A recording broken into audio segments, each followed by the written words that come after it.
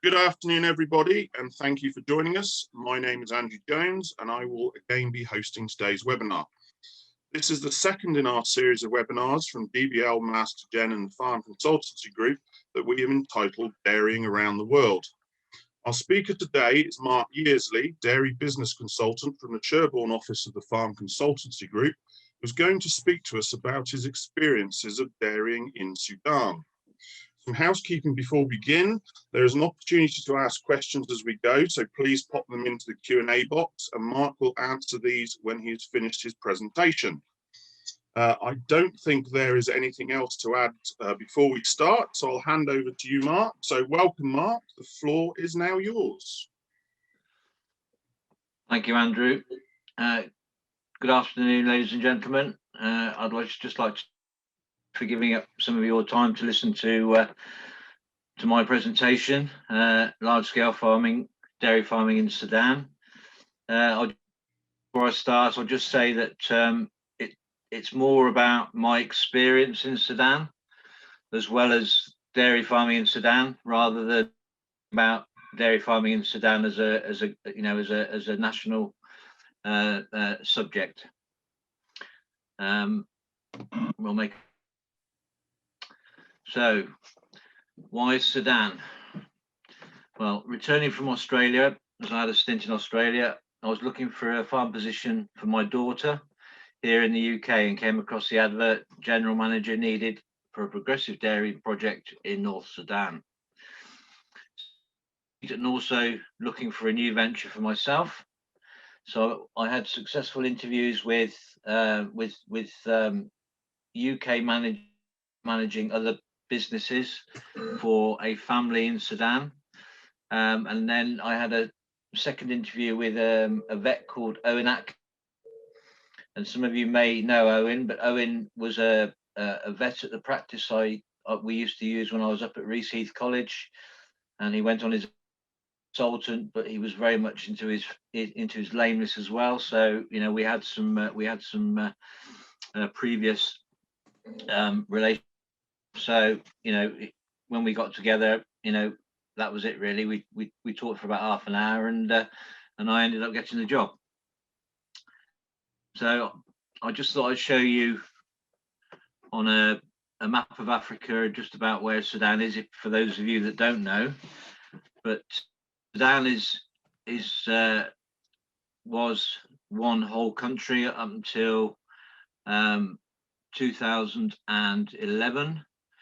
They'd had civil wars going on between the north and the south for many years. They signed a peace treaty and they split the country. So South Sudan became its own independent away from the north. Tropic of Cancer runs about across Egypt, Libya here, and the equator runs about just south of South Sudan.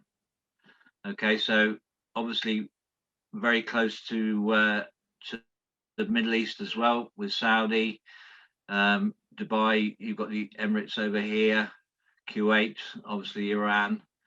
So yeah,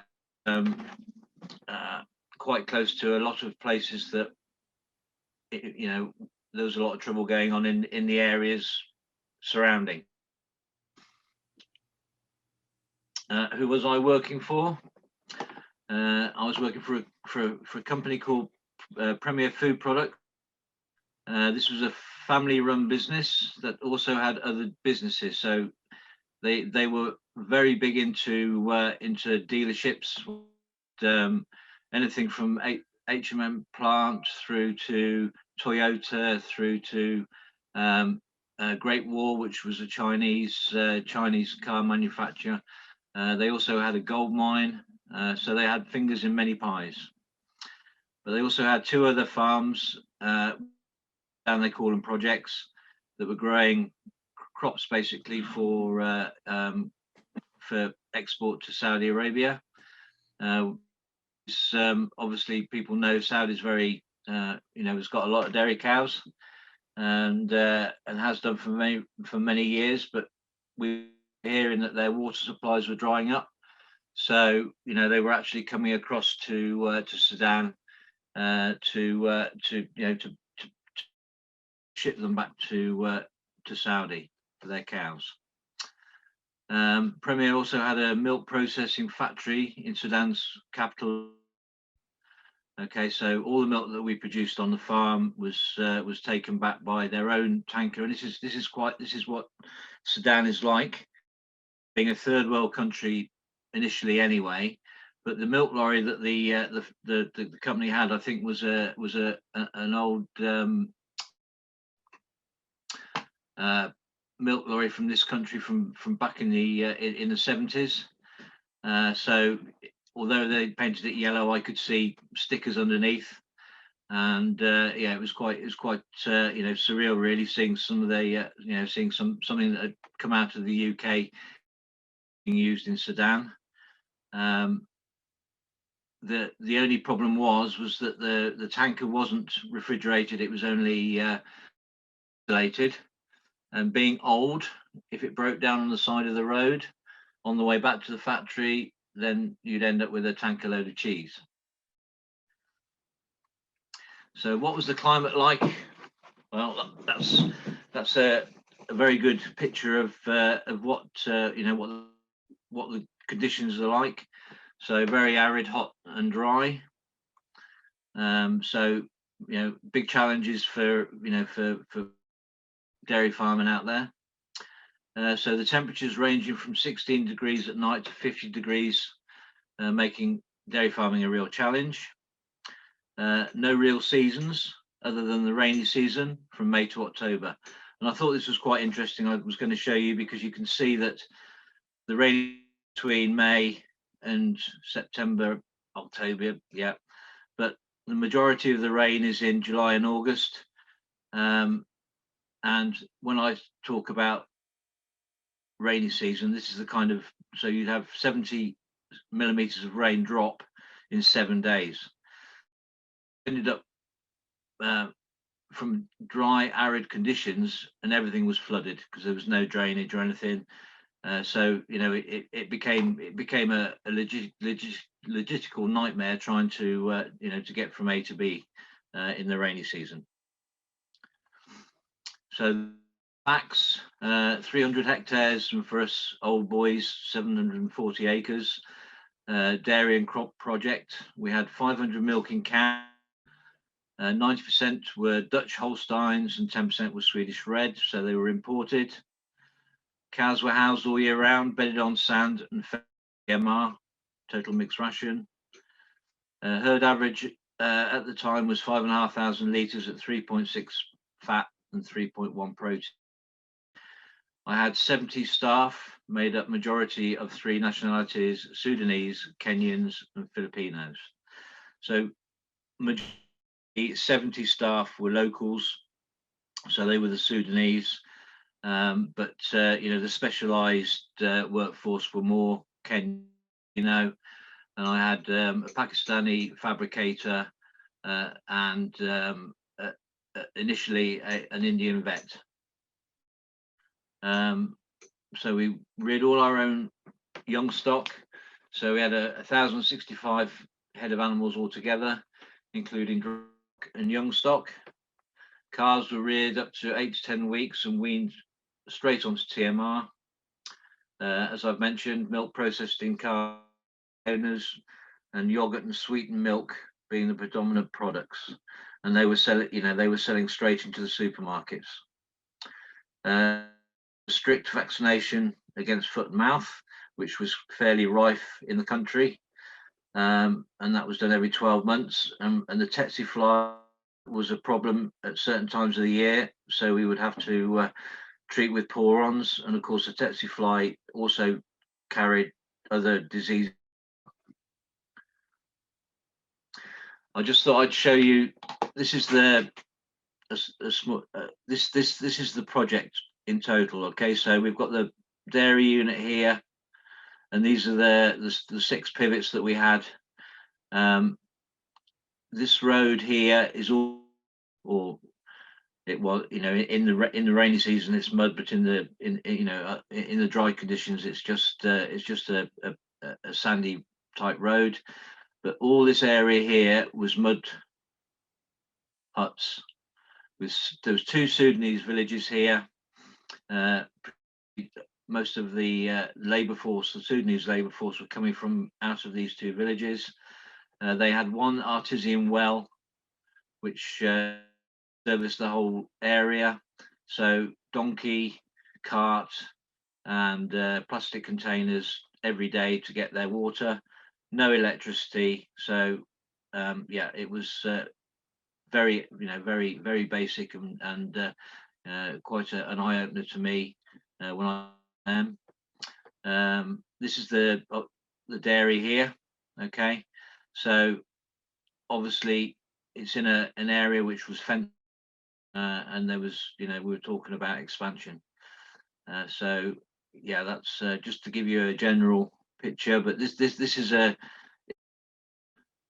channel or river that runs up here, and our main competitors were farming next door. So this is all Delph here, and they also had a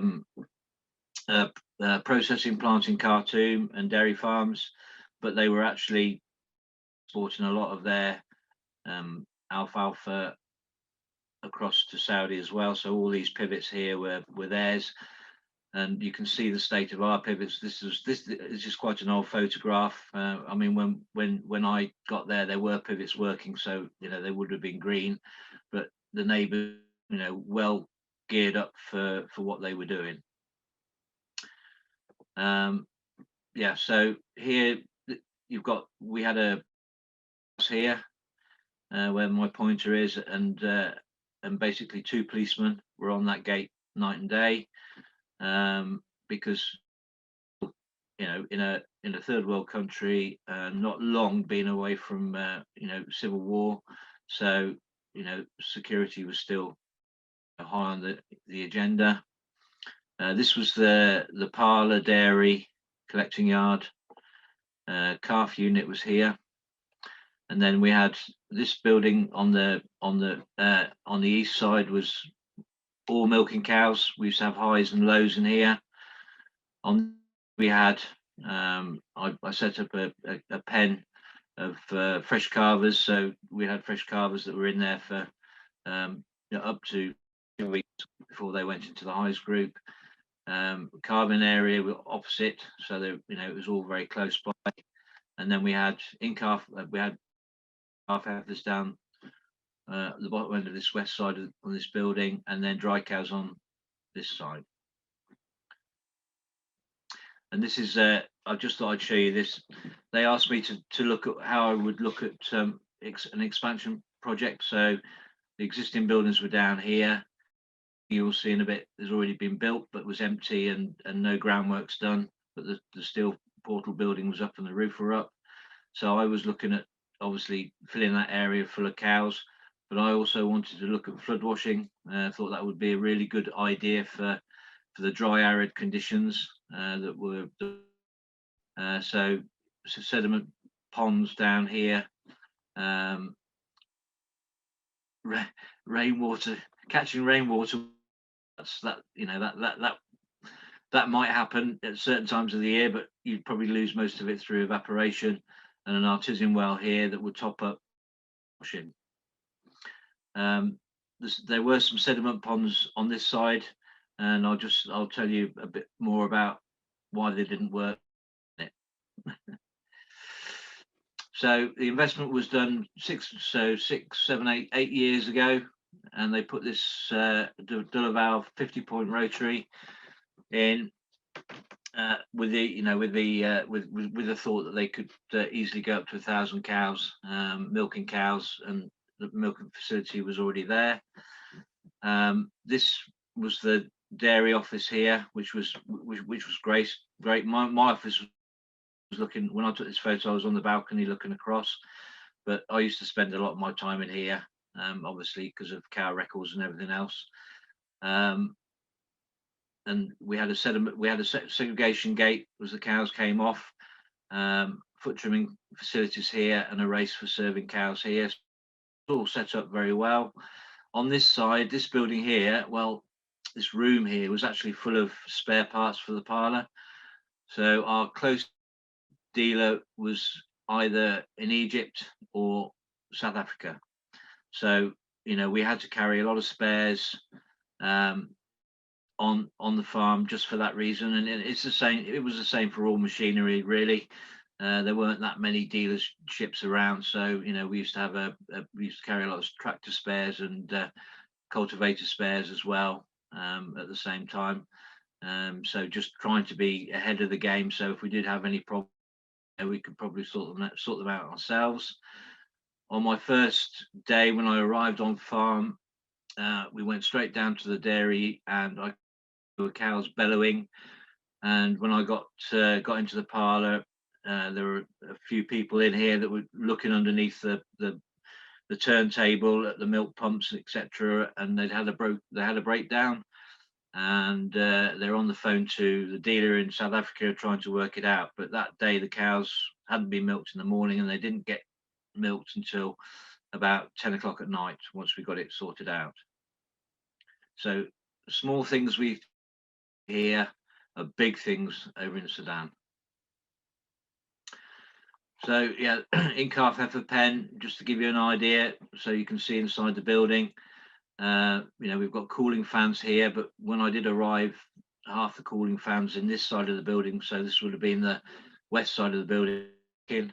So there were milkers in here. That's why I got the young stock more down into the areas where fans weren't working, and got the milkers up to, so that at least we could keep the cows, the milking cows, cool while we sorted out fans on this side. And they basically fed row grass, alfalfa, with a little bit of concentrate. So this is looking in the other building, and we've got highs and lows on this side. But they had a passageway in the middle here, which was slatted. So the idea was that would scrape the cows twice a day up into the slats, and then the slurry would run away into a reception pit. You can also see, we've got better fans up this end that are working. But I just thought I'd show you this. This is the reception pit. And I think probably a week after they finished doing the building and put the cows in and started milking, they realized that everything was drying out and blocking up. There's no pumps or anything, so they just ended up with a pipe work down to the side of the hedge. Everything was just solid with dried out slurry, and that's how it stayed. So all the slurry was scraped the building, piled outside, and then with dumpers it was taken out into the field and tipped up. And of course, after two months, you just ended up with a lot of dry manure, which you could then spread onto your pivots. Right, the breeding strategy. Excuse me. So purchasing Holstein semen was sporadic. It depended on what semen tree. Initially, I could only get Jersey semen, which was the only choice. So I actually ended up buying Jersey semen because I needed to get cows in calf. The only company in Sudan is CMEX Sudan. Now, CMEX Sudan is nothing to do with CMEX in Canada or anywhere else. Just decided to choose that CMEX name for their company. But the bull stud, average bulls from North America, which were poor sellers and ended up in Africa, which I think is pretty much all over Africa that happens. So what I did, I had a few meetings with the owner, and we struck a deal with CMEX Sudan to share the shipment costs. So this would mean that would give us the opportunity to look at best ranking Canadian and American sires from worldwide CMEX Canada, because this is CMEX Sudan had links with both companies, and this would mean that yes, it's expensive, but we could share the costs, which would bring the semen price down and give us a better genetic pool to breed our cows from. So a bit about fertility. Obviously, yes, we're in arid, hot conditions, and breeding cows is obviously very difficult because they don't come bull. heat stress is can be a big problem, but to a degree that is. But if they're managed right, then you'll get the benefits. So fertility was a big problem when I arrived, with only 8% of the cows in calf, and the average days in milk was. So that's how bad it was. There were 40 cows that hadn't calved for 2 years. They were and no action to be taken to sell and replace them. So the other thing about the Sudanese is that if it's all about a numbers game, so having a 500 cow dairy unit, they can tell their friends or colleagues or whatever they've got 500 cows, but at the end of the day, you want cows that are going to be producing you milk to produce your money for your business. So these animals were dry, fat, and eating valuable feed. So it was a bit of a education, trying to the owners of the business, because they weren't farmers, and they trying to educate them on the basic principles of dairy farming and getting cows in calf, etc., and that was a big challenge. So the focus was on fertility, as increased production would naturally follow. So 1,200 litres was probably, there's potential there for doubling that up, as long as we get fertility right. So I had 2 Kenyans and 1 Sudanese worker that I made them totally responsibility for the heat detection and breeding. They were very good. I was very, very pleased with them. That's why I gave them that role. And that was all they did. So every cow was palpated at 21 days after calving, make sure they were clean. If they were clean, then they were left be. 42 days, if they hadn't come 42 days, they were palpated again, and we used a lot of seeders. So when I came back to the UK, I used to have a little bag with clothes in, but I had a suitcase which was empty. And then I used to meet certain vets on the road, fill up with hormonal treatments and antibiotics, and take those back with me, because there was no markets in Sudan to be able to buy relatively modern drugs. You could get certain drugs in Dubai, nations from Dubai, but it would take 3 or 4 months to get them across to us. So that was the easiest thing for me to do, was just to take them back with me. I always had somebody that would meet me at Khartoum Airport that worked for the company that used to get me through customs. Basically, Sudan was. So it was a matter of a bit of money going from one side to the other, and they would let me through. So and again, the vet that I had on board at the time, he was a lovely chap, but he was very lazy. He didn't really do much. So he went home for a holiday, and I told him not to come back, basically, because he wasn't doing his job right. So my 2 Kenyan, Zed, who was more herd management material, he was doing all the palpating, doing the manual PDs at 42 days. And I know now that they've got a scanner, and he's scanning them, which is great. But so I utilize the strengths of the business with certain members of staff are really good. So it's making sure that they we utilize their ability. Just a couple of graphs here I'm going to show you. So the conception rates. So this is when I arrived.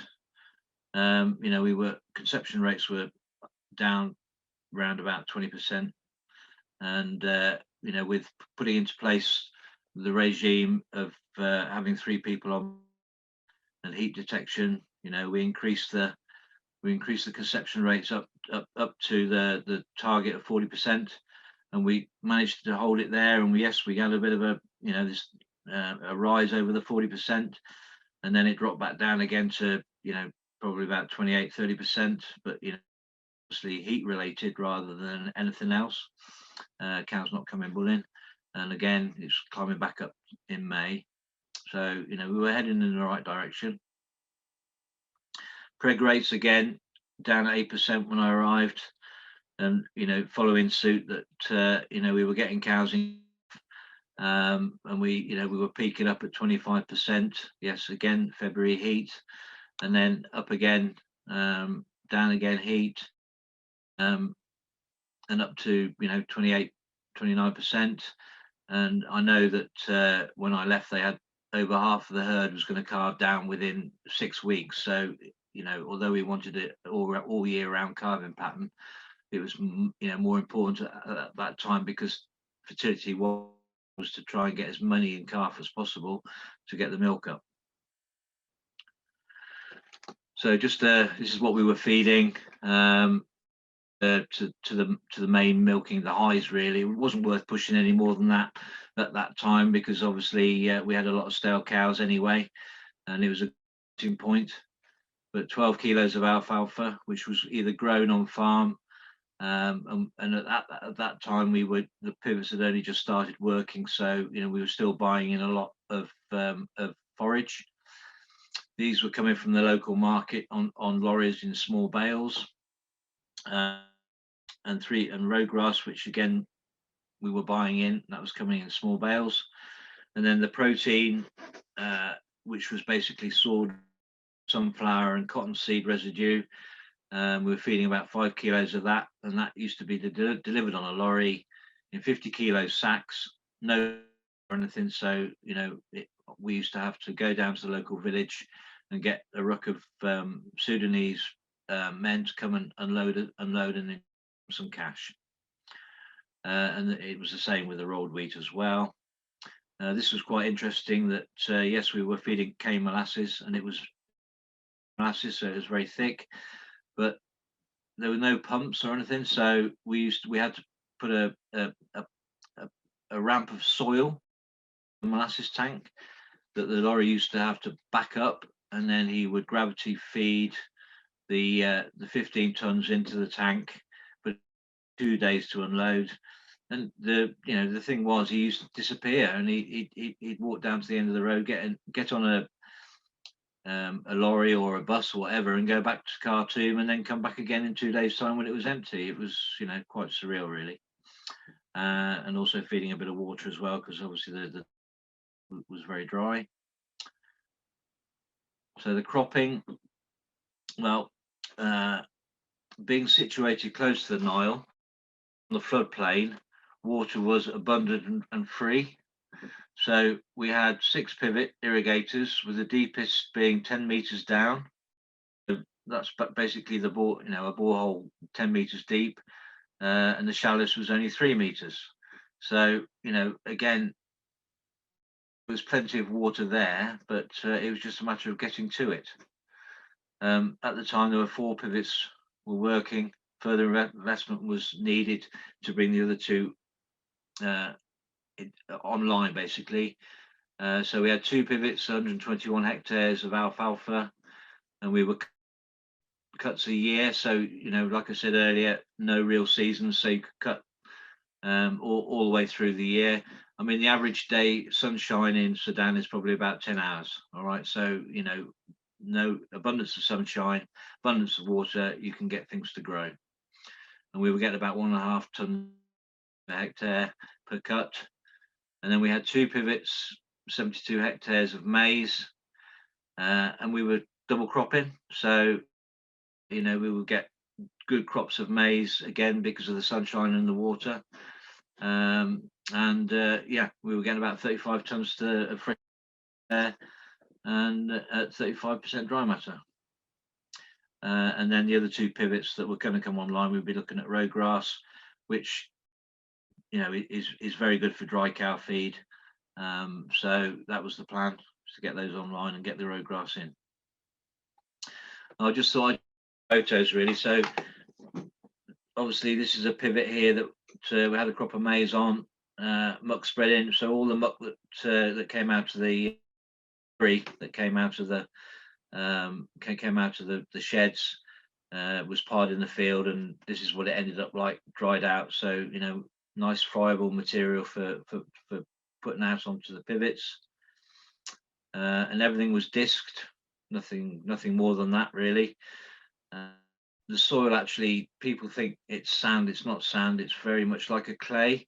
So when it gets wet, it goes like, I call it snot. It does. It's like, if you walk across it, you just end up with wellies like you do in certain parts of the UK. But underneath that is gravel. Eventually, either through evaporation or it seeping through, the water would soon disappear. There is gravel there, which is obviously where the wheel from the pivots is traveling on. So we used to have to, every year, that they would have to be maintained, otherwise you would end up with it would basically stop working because it would fall off that gravel track. So yeah, growing crop here, just a picture of the maize growing. So this pivot here was what was it? It's probably about 60, and it would take about 15 hours to do a rotation. So, but you can see this is probably 3 weeks after it was planted. So, again, sunshine, water, you get a crop. Just a picture of fertilizer. We used to, this is a fertilizer pump. So we'd have a fiberglass tank with liquid fertilizer in, and we'd be feeding fertilizer straight into the water in the pivot, which was applied through the pivot itself. Worked very well when things went, when things weren't broken down. And then picture harvesting. We had two big Valtras, 150 horsepower Valtras that were a reverse steer, 4-row harvester, but we used to have to start harvesting probably in the milky stage of the maize, otherwise, because by the time you got round to finishing, the maize would have gone too far, and you would have ended up with a maize grain rather than actually a forage crop.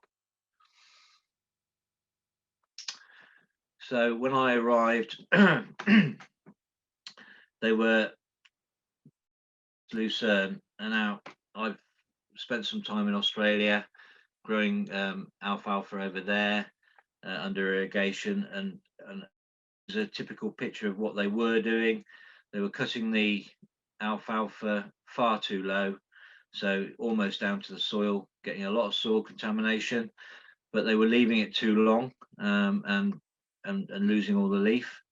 So I instigated and trained up the Philippine operators, tractor operators, that they were cutting at night and baling at night, so that we would try and keep as much of the leaf in the bale as possible. This is the Acrobat, which I used when I was about 6 years old for making hay, but that it worked very well if it was set up right, and obviously, like I said, it rowing up, if it was done at night and the baler was following, then it worked okay. So the maize clamp, which was double-ended, and at this time we hadn't actually had any maize in the clamp, so they were storing alfalfa bales in there. So all round bales, no square bales, and I think probably the move from going from small conventional bales to round bales was a big forward step for us. Less, obviously less labour, and then this is a new seed of that's gone in, so irrigating straight away. But this was the second attempt. The first attempt, we drilled it, and the pump motor packed up. So 3 weeks to get that going. We lost the crop, re-drill it once we'd sorted out the motor. Now all the engines on the pivots were probably Caterpillar engines, big engines, and they were shaft driven, across to the borehole. But you know, again, you're relying on motors and on engines, and if they haven't been maintained, then you do get breakdowns. But those breakdowns can be very costly when you are trying to grow forages for your cows. Typical yard tractor. This was an Izuki, which was a Chinese tractor, and we had nothing but kept overheating. And the Filipinos were very good. They'd get it going and it would last, but obviously, you know, cows were stood around waiting for yards to be scraped out, etc., etc., and it just become a nonsense, really. So I persuaded the owners to buy me a new tractor, which Ford, that came out of Egypt, and was great, lovely little tractor. But you know, it wasn't also a scraper tractor. We used to use it in the fields as well, you know, for light work on the pivots, taking fuel out in a trailer, because all the, you know, we had to load fuel up into to 25-litre drums to take out to you know, to fill up the pivot engines.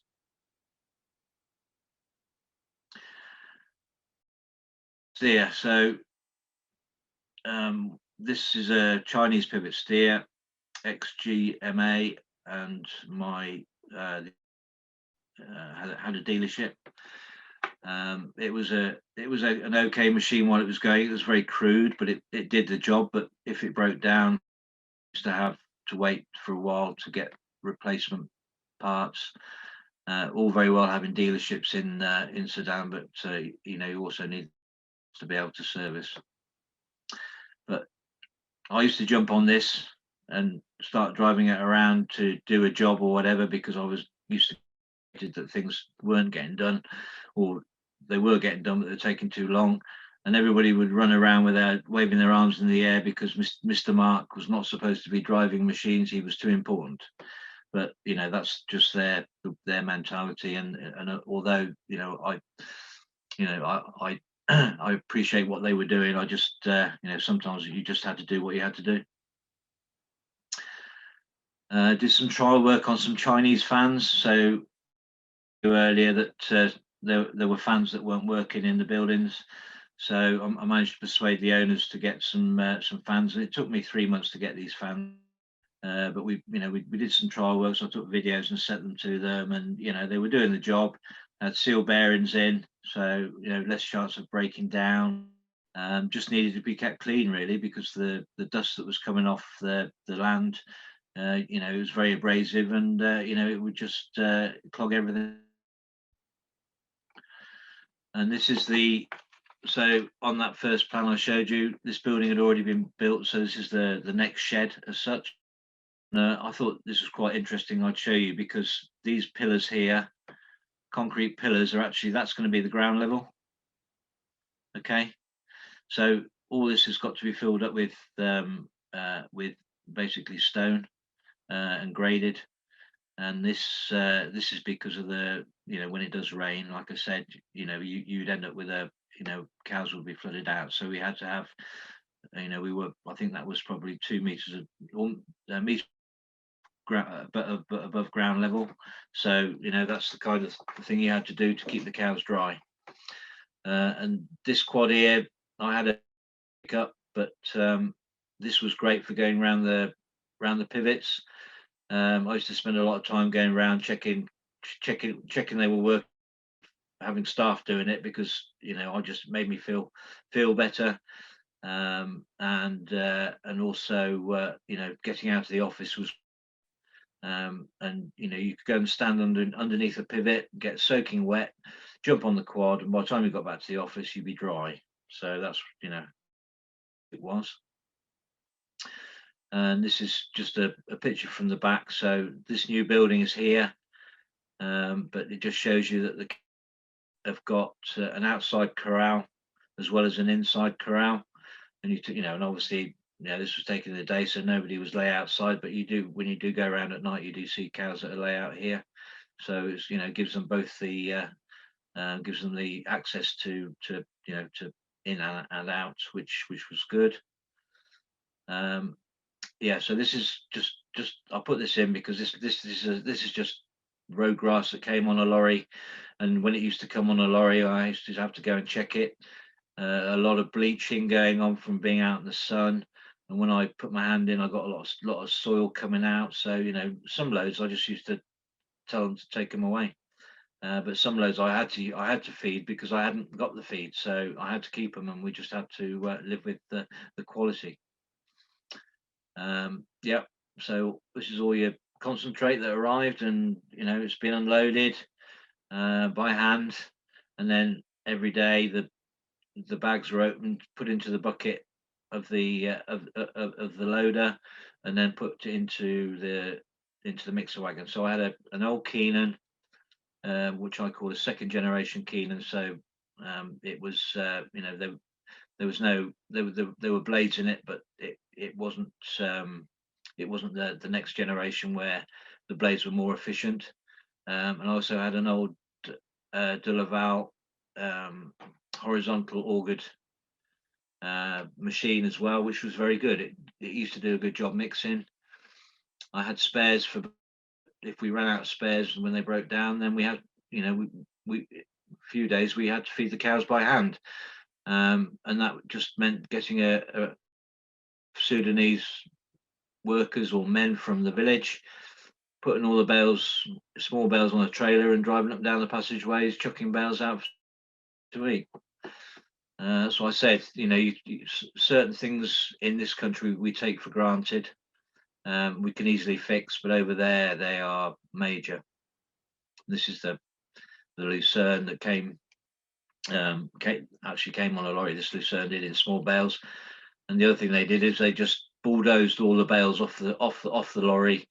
So you ended up with a big pile of bales with broken strings, etc., etc. So it was to educate them to get the strings off the bales beforehand so that they didn't end up in the feed. So it was all going back to basics. It was hard going. Right, so the staff. This is my Filipino team. They were a very good bunch of lads. Michael there was my PA or my office manager. Denny here, he was the electrician, so he was a qualified electrician, but he also was a refrigeration engineer, so he used to look after the electrics and the bulk tanks. Willie here, he was the plumber, so he looked after all the water. Dante here, he was the pivot operator, but to be fair, all these operators were very good mechanics as well, and they could mend things with nothing. That's what got me. It's what they were brought up in the Philippines, and that's what they did. So they were a very good bunch of lads, and I'm still in contact with quite a few of them. Then this one here, this is my leaving do. So they bought me this Zulu warrior as a gift, but these are the 3 Kenyans here, or 4 Kenyans. Abril Nazi was the Muslim Kenyan. The others were all were Christian. Mr. Adam was my farm foreman interpreter. Okay, so because obviously language was a big barrier. Ed was the other Kenyan that he's heard management material. I'm just trying to get him a job somewhere else at the moment because he wants to move on. So I'm still in contact with them. A trainee Sudanese electrician here, and he was the crops engineer that we took on, Atif. So he was. It was his job that that the rotations and fertilizer plans and seed plans, whatever, were carried out.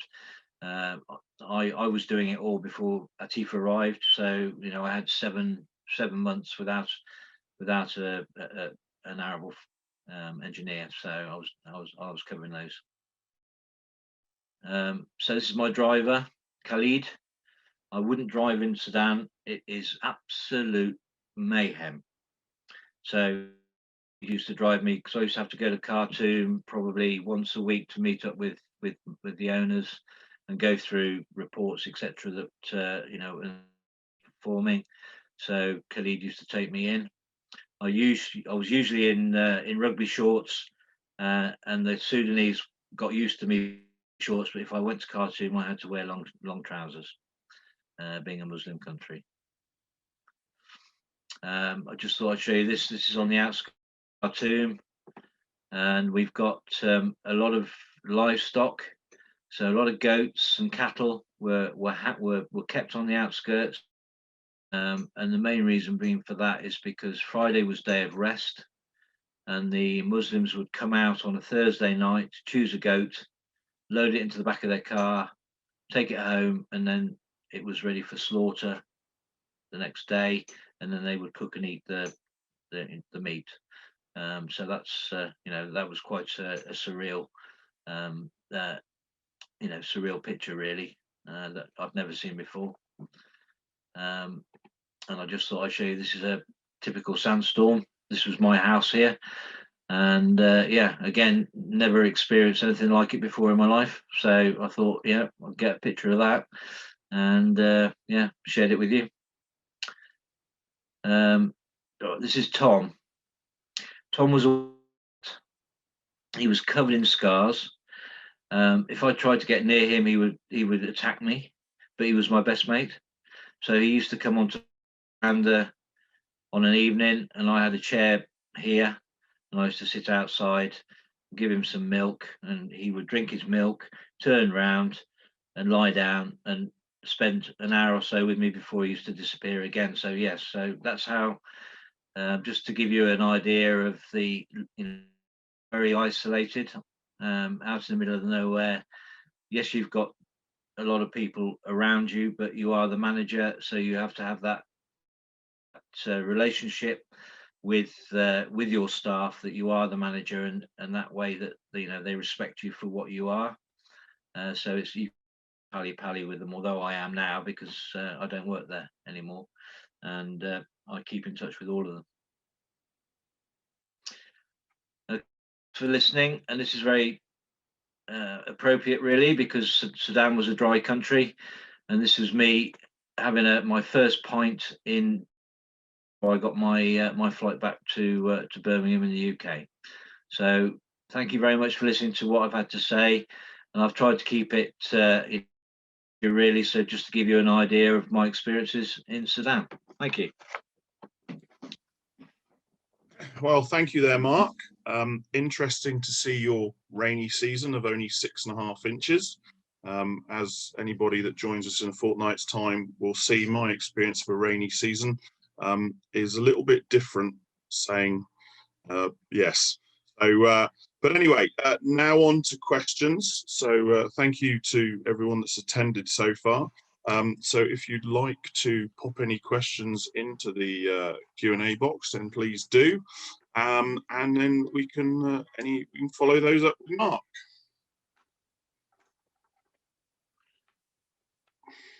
I should ask, Mark, what if your driver only took you into Khartoum once a week? What did he do the rest of the time? Well, he used to do a bit of labouring as well on the farm, so he would help. He'd help the electrician, or there might be some digging to do to mend a water pipe or whatever. So yeah, he would do stuff like that. But I'm not saying he was just solely my driver. But when I needed to go to Khartoum, he was. He was there for you when you needed. Now, you did tell me a bit of a story about him, didn't you? Where you found him? Yeah, I found in Khartoum soon after I arrived, and the River Nile runs through Khartoum, and I was just taking those, and I stopped at the side of the road, and he was actually underneath a bridge, in rags.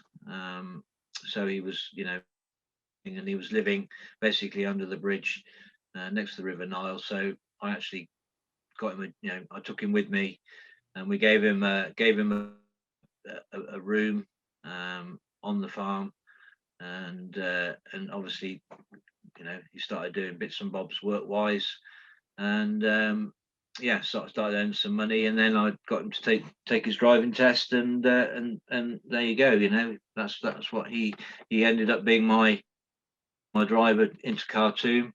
But I will say that the day I left, he took me to the airport, and we had to stop at the side of the road, and he just burst into tears because I was going, and it was very emotional for me as well. But that's the kind of relationship that I had with my staff when it came to I was their manager, but I treated them with respect when they did a good job, and they respected me.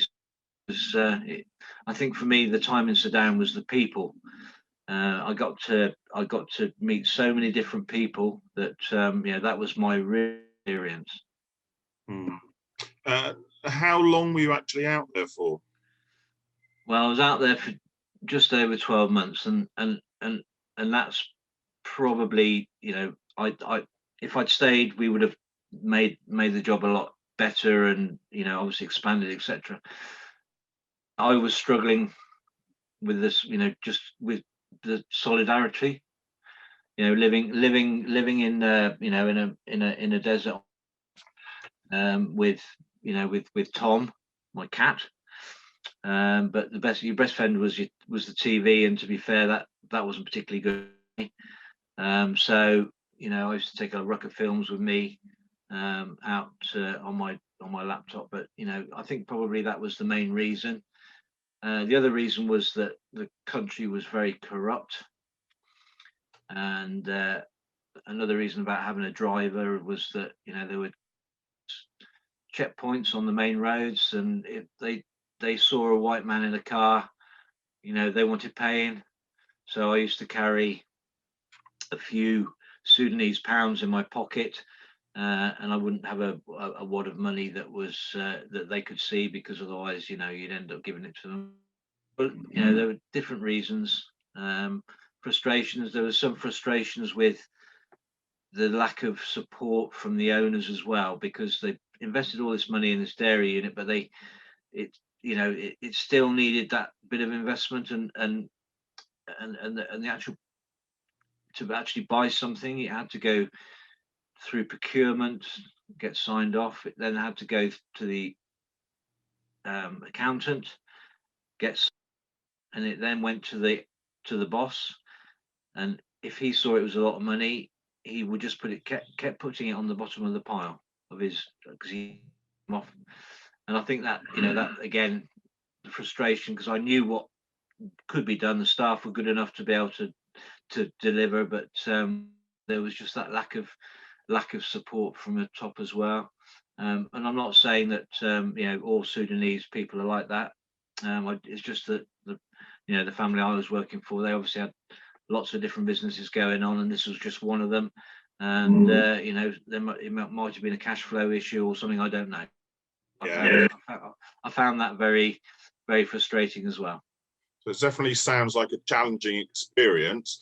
Has the farm managed, as you're obviously still in contact with them, a lot of the staff, has the farm managed to progress since you've left? To a degree. Before I left, I'd actually instigated another 300-400 Dutch heifers. So I think they got delivered about 3 months after I left, and I'm still in contact with Zed. We talk quite probably once a month anyway on social media. So yeah, they arrived. They had big problems with the pivots again breaking down. So I think there were a few days where they didn't have any feed whatsoever to feed the cows, which again is something that would do my head in. But I think they are slowly, but probably not as I would want them to. And I think also they had riots over there in December 2019 because the price of food was going up, and the government were basically corruption again, and they were obviously lining their pockets, but you know, not helping the Sudanese people. So, you know, I think it's going to take a while for the agriculture in Sudan to get to a better place. And if you think back in the early 70s, the Brits were in there teaching them how to farm, and then with civil war and everything else going on for 20 odd years, the Brits got out, and everything's gone back. You know, it's gone backwards since then. What you mentioned, the pivots breaking down again. You said there was 6. What sort of size in terms of acreage were those pivots covering? Well, it was about 260 hectares in total for the crop area. So the biggest pivot was about 110 acres. I'm working in acres. I'm sorry, I can't. You know, I don't. Hectares, yes, but I prefer acres. So the two pivots were about just over 100 acres, and then the others were about 70. So they were, they were big areas, but obviously the pivots have to cope with the amount of water that they have to get out. And if you've got a 15-hour cycle on a big pivot delivering water, then you've got to have somebody that's there, checking it on a regular basis. Obviously, fueling it, it'll have to be fueled 2 or 3 times in that 24-hour period. So there's lots of, and that's why the labour force really was quite heavy, especially with the Sudanese, because they would be the ones that would be going out at night and checking.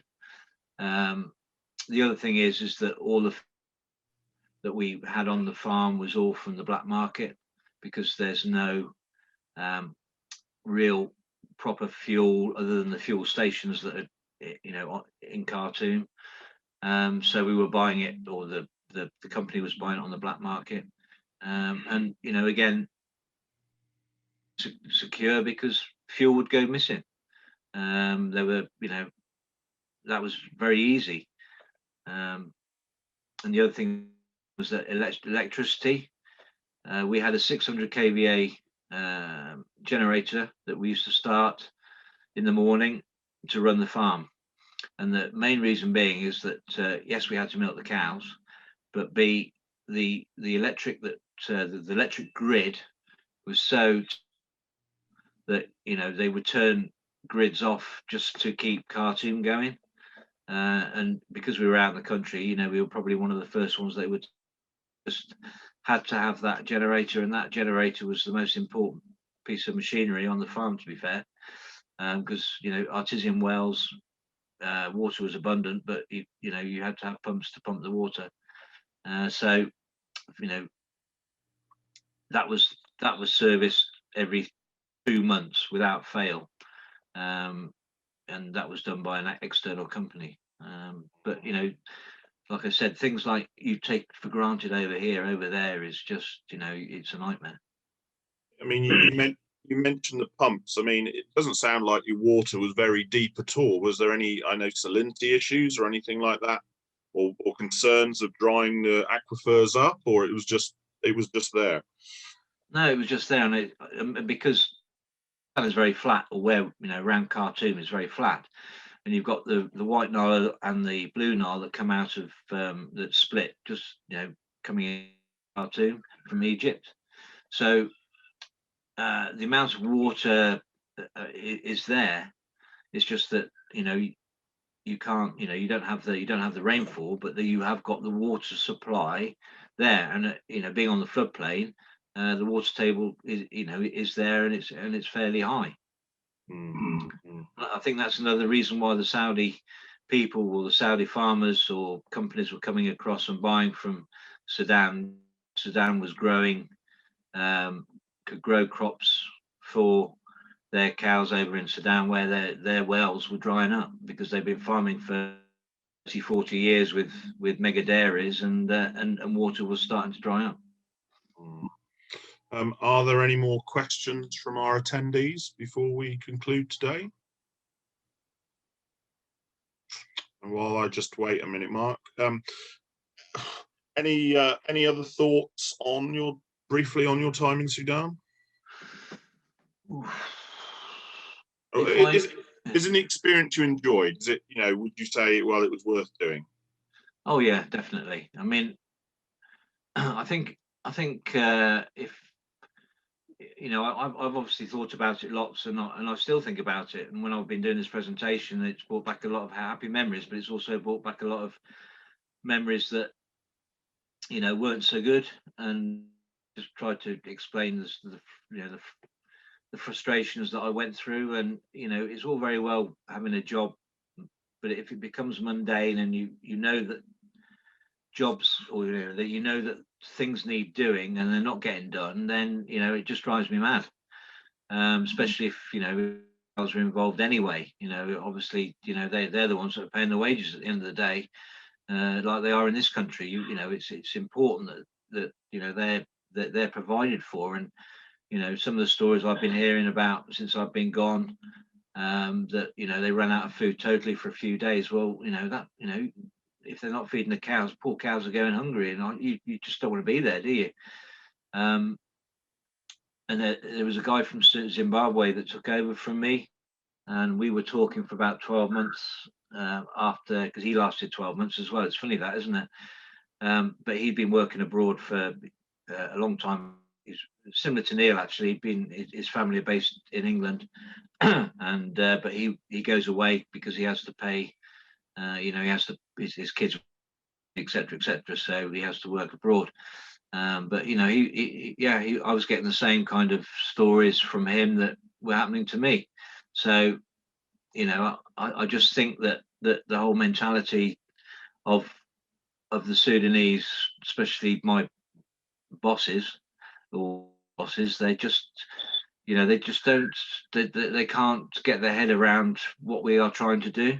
Yeah. They can go, I got 500 cows, but that doesn't mean anything, does it? You can have, you probably got, when I got there, they were only probably 8% in calf. Well, there's a lot of stale milkers, 280 days in milk, and what's the roll-on effect of that? You get fat cows and in calf, yes, hallelujah, and then you end up with a lot of trouble once they calve down again, especially when you've got very hot conditions and they're over fat and you get ketosis and all. So yeah, it's just I was trying to get them to get we had to go through a cycle which was going to be rough to get to where I wanted to get, but that cycle wasn't happening.